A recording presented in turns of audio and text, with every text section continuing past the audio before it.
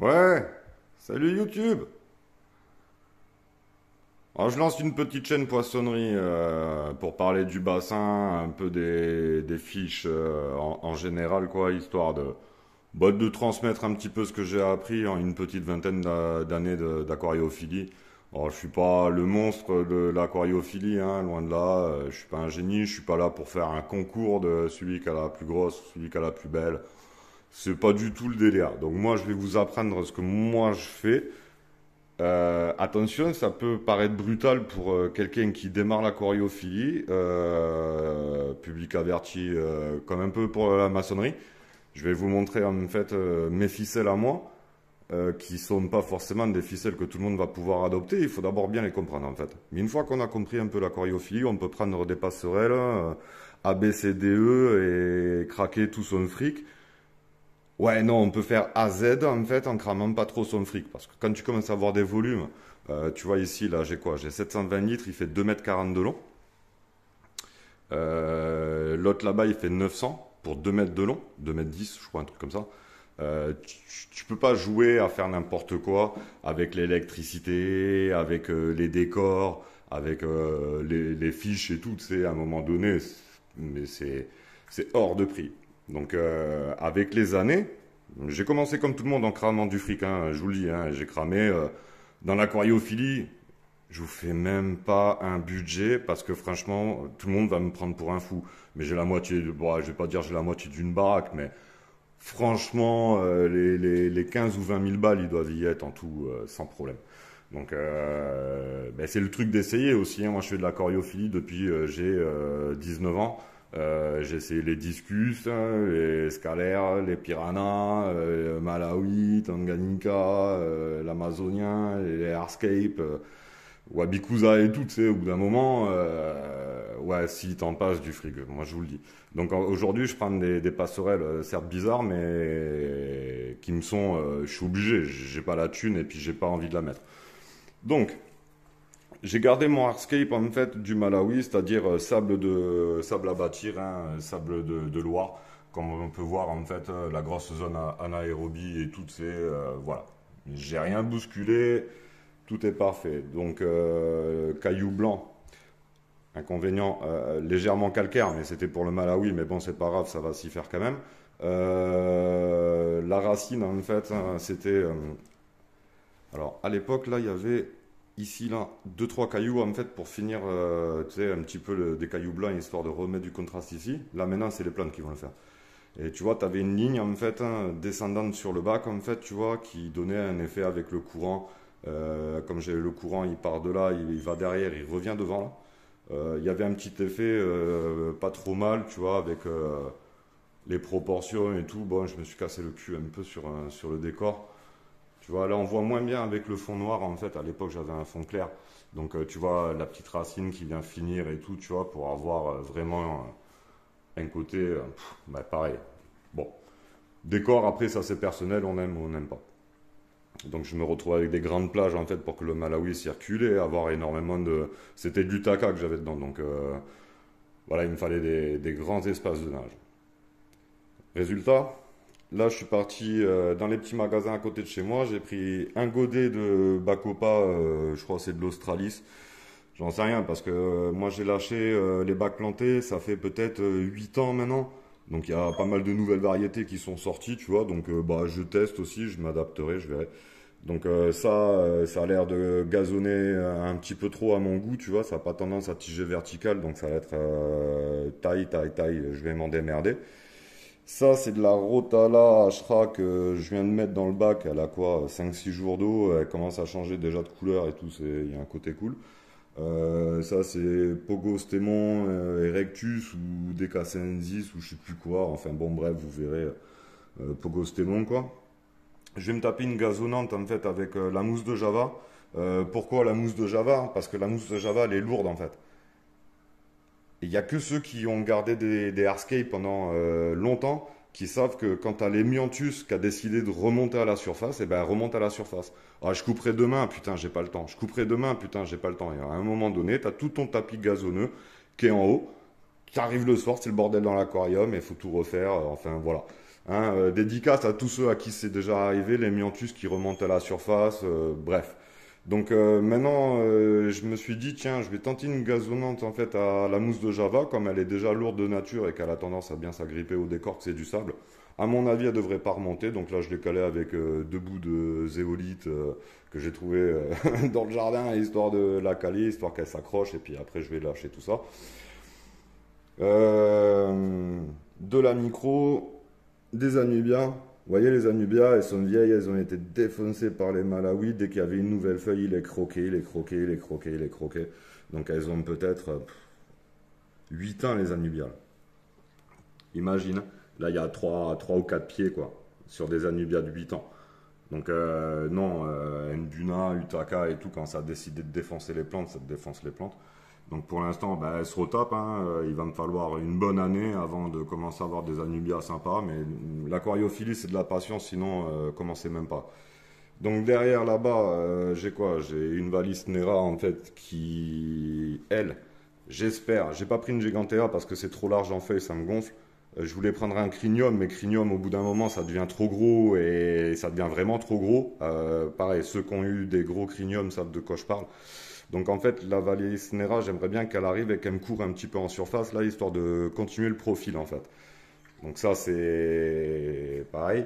J'essaie de jouer pas mal sur les contrastes. Donc la Hra, à terme, elle sera rouge ou orangée en fonction de comment j'arrive à avoir de la lumière disponible et du CO2. Elle sera plus claire. Et là, devant, normalement, j'ai de la Rotala Walishi, en fait, qui devrait être sous commande et qui devrait arriver. Bon, bref, on verra. Euh, devant, en fait, c'est des petites cryptos. Bah, des cryptos, quoi. Je pourrais pas te dire le nom, mais bon, c'est des cryptos.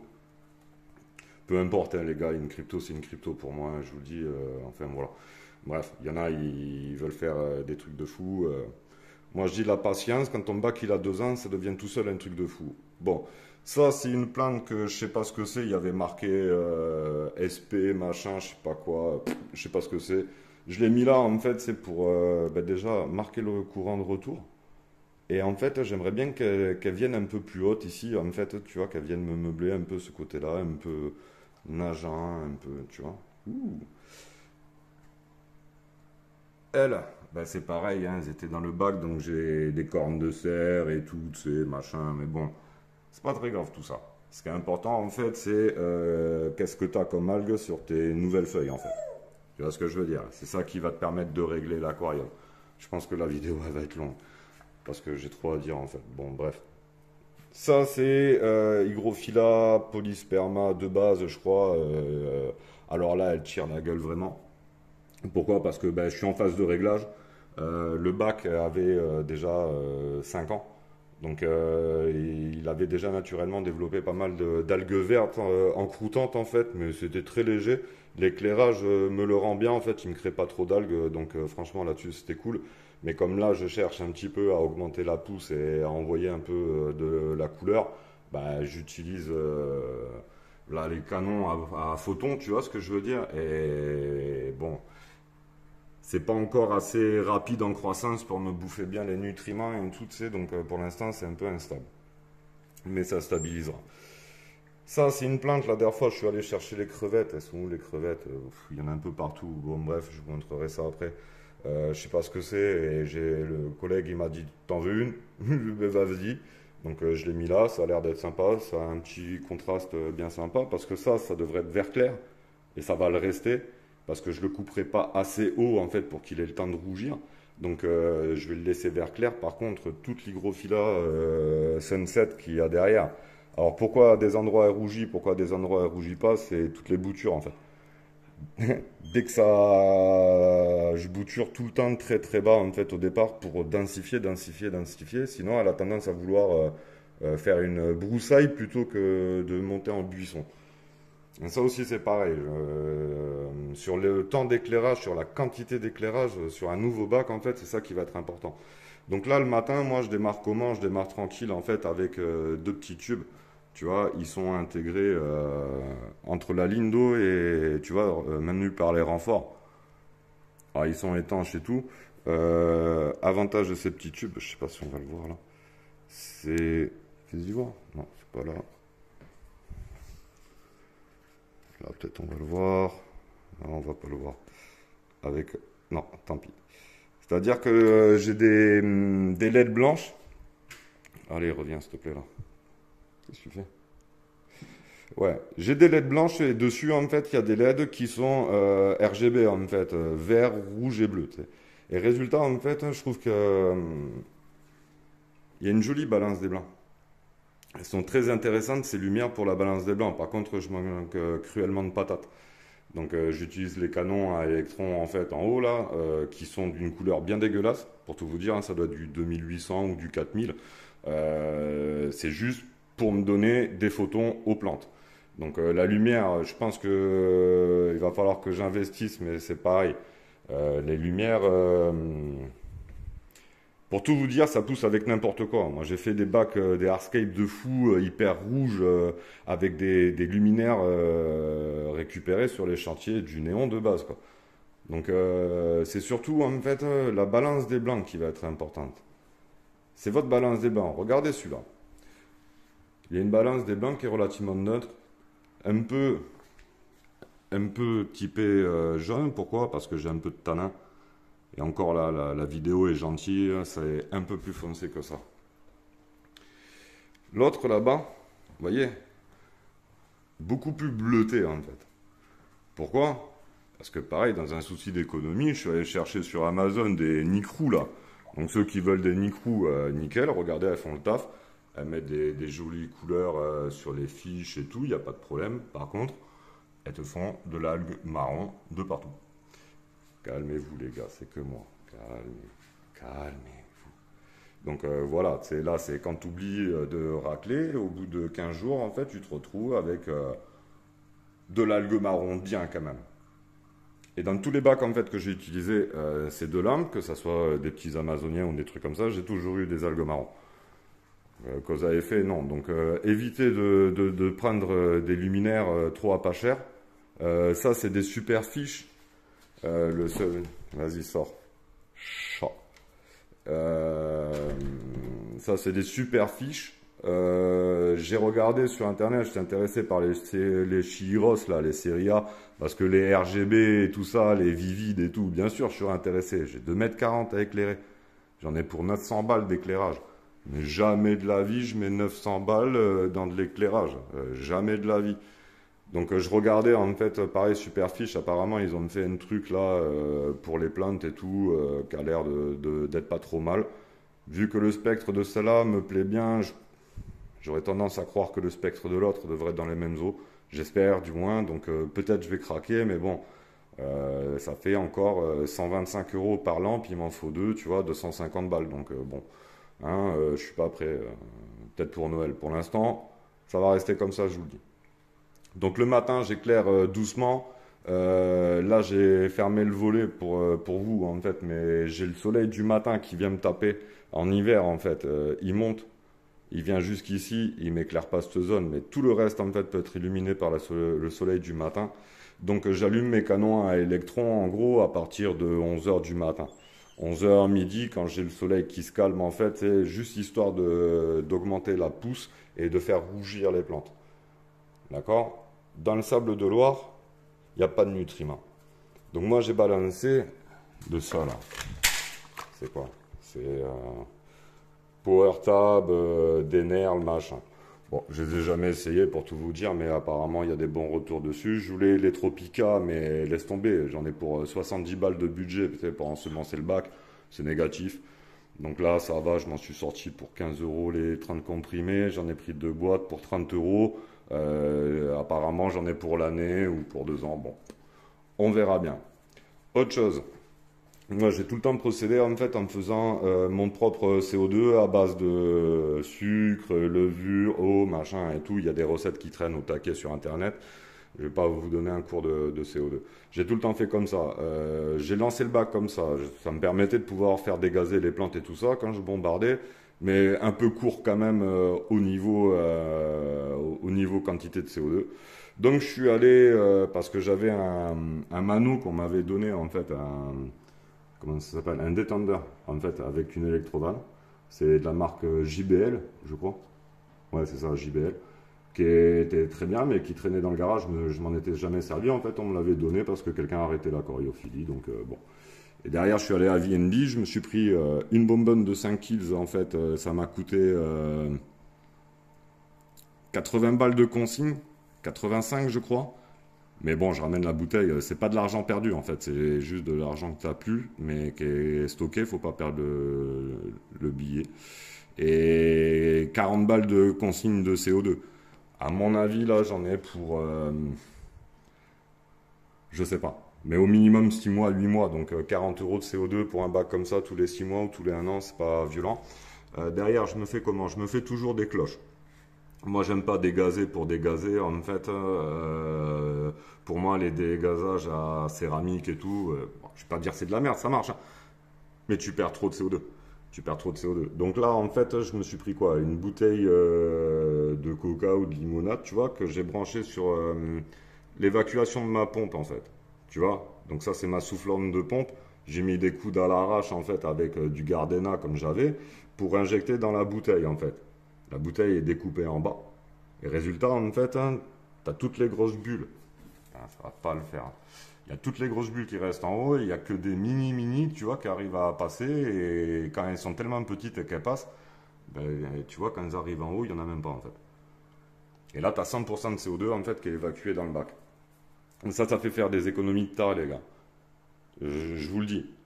Ça peut rester discret, une fois que tu fais monter les plantes et tout, tu t'organises un peu tes plantes, ça reste discret. L'avantage, c'est que tu es tout le temps pulsé, en fait, au niveau du CO2. Tu vois, l'eau chargée en CO2, elle est tout le temps pulsée, pulsée. Elle repart par les cannes, elle est respirée.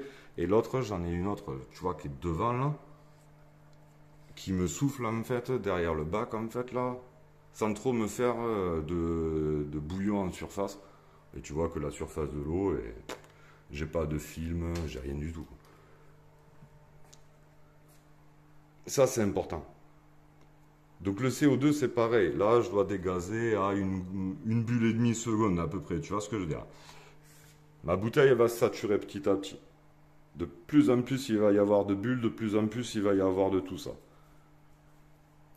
À 4h30, je coupe mon CO2. C'est-à-dire que je vais l'allumer de 8h à 4h30. Et après, je laisse le temps, en fait, que ça reste l'éclairage, en fait, hein, ben, la bouteille elle se vide petit à petit du CO2. Et je vous avoue que, au final, tu as le CO2 qui tourne, allez, 8 heures par jour, 10 heures par jour, maxi, quoi. 8 heures. Donc ça, c'est plutôt pas mal aussi, tu vois, pour économiser de la bouteille. Bon, enfin, moi, je vous conseille les réacteurs comme ça. Moi, j'ai tout le temps utilisé ça, même avec petit, gros volume et tout. Il suffit d'adapter la taille de sa bouteille à la taille de son bac et le débit, hein. Il y a un peu de réglage, mais bon.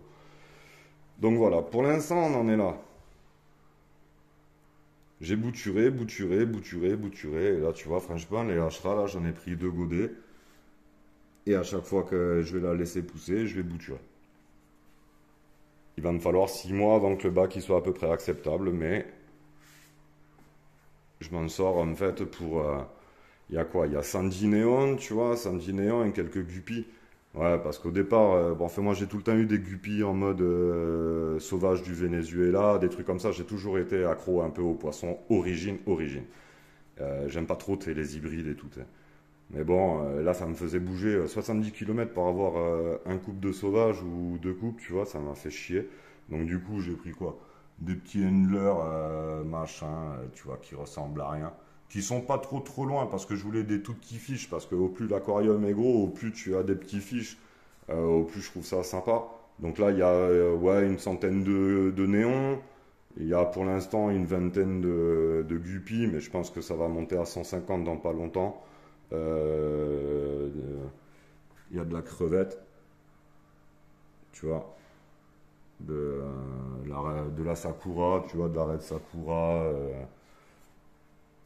Bon, enfin, on va dire de la red cherry qui a une bonne classe. Putain, j'en vois pas trop aujourd'hui, elles sont cachées. Il y en a une dans la mousse de Java là. Enfin bon, j'en ai une quarantaine quand même. Mais le bac est tellement grand qu'au final, tu vois que dalle. Ah oui, si, je vous ai pas montré. Derrière, en fait, j'ai quoi? J'ai la Ludwilla, là, machin. Ça, c'est juste un bout de plante dégueulasse qui restait, que le mec allait jeter. J'ai fait, je peux te récupérer le bas. Il m'a dit oui. Voilà, ça fait un petit mois, je le bouture. Et là, c'est de la Bacopa, en fait, hein, de l'angle que je vais... Et on voit bien la différence de comportement en fonction de la lumière. Elle est beaucoup moins éclairée, elle a tendance à vouloir monter. Donc en fait, il faut jouer sur cet impact hormonal, en fait, des plantes. C'est pour ça que j'éclaire longtemps dans la journée. Mais très longtemps, en fait, avec pas beaucoup de photons. C'est-à-dire que là, j'ai 2 fois 36 watts pour 720 litres. C'est pas beaucoup, avec 50 cm de profondeur de bac, c'est pas énorme. Tu vois? Là, il y a très peu de lumière. Là, vous le voyez éclairé parce que la caméra est truc, mais en fait, il n'y a pas énormément de lumière. Si j'ouvre les volets, limite, vous avez l'impression que le bac, il est éteint. Et après, j'envoie les canons à électrons. Bah, pour l'instant, en fait, j'ai même pas mis de temporisateur. Je vais pas te mentir, rien, tu vois. C'est une vidéo vraiment à l'arrache. Et là, tu vois, c'est un canon à électrons qui est vachement ciblé. Là. Tu vois, on voit vraiment, dès que je l'oriente un peu, tu vois ce que je veux dire. Et il doit avoir 30% d'angle. Tu vois, là, on voit vraiment qu'on change de tonalité au niveau impact lumière. Donc pour l'instant, j'en mets pas au milieu, ça va changer la lumière, ça m'a gavé. Le spectre m'a gavé, beaucoup trop jaune, ça m'a gavé. Mais en gros, voilà ce que ça donne en fait. Avec un contraste au milieu, pour l'instant, c'est pas voulu. C'est plus joli quand tout est éclairé. Mais bon, pour l'instant, je suis pragmatique en fait. Je vais d'abord pousser mes plantes. Je développe ma génétique en essayant d'économiser un maximum de d'EDF parce que ça devient n'importe quoi le DF. Donc là, c'est un vrai sujet le DF. C'est pour ça que je suis en train d'étudier à fond là, les lumières. J'aimerais bien avec 100 watts ou maximum 120 watts en fait arriver à faire rougir toutes mes plantes. Challenge, hein. Attention challenge. Je vous le dis, mais bon, enfin voilà. Hein. Après, c'est comme ça, je m'éclate aussi. Bon, la famille, je me suis gavé tout seul, alors j'ai dû certainement vous gaver aussi. Donc, je vous fais un poutou, je vous dis à bientôt, et voilà, ça fait des petites évolutions du bac, on verra comment il a poussé, ça peut être rigolo. Il me tarde d'avoir la route alors. Ciao la famille, bisous.